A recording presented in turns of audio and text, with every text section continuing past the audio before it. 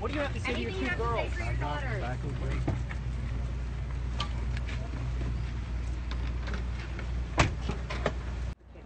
As I said early on, we would not leave any stones unturned. Our people worked tirelessly on this case. I've maintained all along that it was an active, ongoing investigation. I think everybody has sensed, both in the media and in our community, that this was very much active and very much ongoing. But I don't think you realize, nor does our community realize, the extent of investigation and effort that went into this case.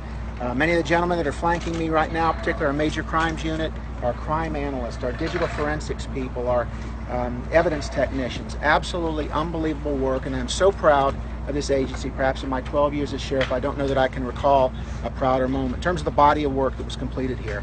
As you've seen, Mark Sievers is going to jail right now. He's being charged with second-degree murder. Those charges may change. That's up to the state attorney's office. Of course, we want to be respectful of the prosecution phase of this, who has also done a great job with us toward the latter part of this investigation, and will continue on from here. But it's a very serious case that gripped our community. Our community can take solace in knowing that the power of the sheriff's office was brought to bear on three very dangerous people who gave a great deal, and I want to underscore, a great deal of effort and energy into covering the tracks, into throwing us off on the track in that term. And so it's something, again, that I'm very proud of, and our community can rest easy knowing that there's closure here in this case. I do anticipate that this brings closure to the case. I'm not indicating that there's anything really further to do at this point. We were after Mark Sievers. We got our man, and we're very happy for that. I also want to note that our concern has been with the two daughters, as you know, two young daughters. They're here behind me now in this building, and we're taking very good care of them, and we'll continue to make sure that that's the case. I'll take a few questions, but again, I want to underscore the body of work that was completed by the Sheriff's Office, the Major Crimes Unit, and everybody involved. But we're not operating on a 4 o'clock deadline or a noon news on any particular day. So the investigation and the evidence, Jacqueline, to your question and to your point, brings us to this conclusion. Again, working very closely with the state attorney's office. We have to be mindful of prosecution that lies ahead. Sheriff, I know that people want to understand the time. I tell you, I'm not going to speak specifically to the judicial process, the prosecutorial process, just to say that this is a total body of work that we've been working very hard on, and you see that it's come to conclusion today. Sheriff, I understand that a couple months ago we had the 2 arrests of the other gentleman and then Sievers today. Why the 2 arrests before and then Sievers now? Well, again, we follow the evidence. There are certain thresholds that we need to meet. Our investigators need to validate information. They need to follow up on information. And again, we're not on any specific timeline. There's no rule written anywhere that says all 3 have to be arrested at once, or it is what it is. I mean, obviously, as I've said, I would much prefer to prevent the crime from occurring. If we could somehow go back and prevent this from happening, that would have been wonderful. That's not reality. And so after that, we want to bring these things to conclusion as quickly as possible. Now, quickly for me or for you may be a different thing, and when that occurs.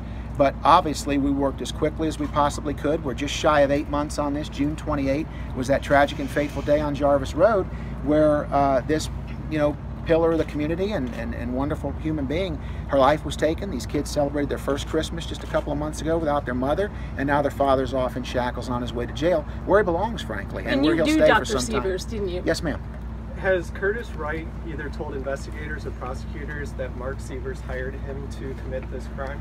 Jacob, I can't speak to that specifically, just to say that this is a complete body of evidence, a variety of different things. Many you've seen through some of the releases that the state attorney's office has released, and some that you will yet to see. You'll see them soon. Is this the most gruesome crime you've seen in your career? Well, I don't know about gruesome, but it's very gruesome, of course, but there's a lot of gruesome crimes. We've had even crimes subsequent to this one. The Hyde case out in Lehigh, the triple murder, the incident down at Iona Road, where the family basically did what they did there. So we've had even incidents since this. But this case, for whatever reason, you fill in the blanks, had a little special appeal to it. Perhaps it's because it's a doctor, a beautiful young woman, a mother of 2, and just all of them. We talked about this early on, Kelly, that this is a case of high interest to the community, and I understand that, and we understand that. I wish we could have had this press conference 5 minutes after the crime occurred. That's not realistic. Again, this was a multi-state investigation. We had to connect a lot of dots, cross a lot of T's. We want it to be right. Slow and steady wins this race. Our people were methodical, they were patient, they were persistent, and above all, they were professional, and I could not be more proud. Sheriff, has Mark been cooperating? Has he said anything to investigators since being taken into custody? custody? We've had casual conversation with Mark, just basically to make sure that his daughters are okay, some basic pleasantries in terms of changing clothes and getting him shackled up and otherwise, but he doesn't have a lot to say. Do you have a confession? I'm sorry? Do you have any confession or I'm not anything? going to speak to that specifically. No. Can you tell us how he reacted when you arrested him today? Stoic, no emotion there. I'm not 100% sure he's got blood in his veins. I think it might be ice. And Sheriff, what's going you to said the happen to his daughters daughters? His daughters will be processed initially with DCF, but of course there's family members involved in this that are loving and caring, and we believe good homes. We've had their interest as well. That's another reason that we wanted to bring this together as quickly as possible. There are a lot of possibilities out there of what could have happened. I think this is probably the best outcome given the totality of events that brings us to this point. And that outcome is that Wayne Wright, Jimmy Rogers, and Mark Sievers are locked up where they belong, and the daughters will be well cared for. I can't change what happened to Dr. Sievers. I wish I could. I told you that earlier, but I can't. We did everything we possibly could. We did it well, we did it professionally, and frankly, it may seem long to some, but we did it expeditiously. Information that's come to light yet that shows a payment or some other type of reward that directly links Mark and Curtis or Jimmy?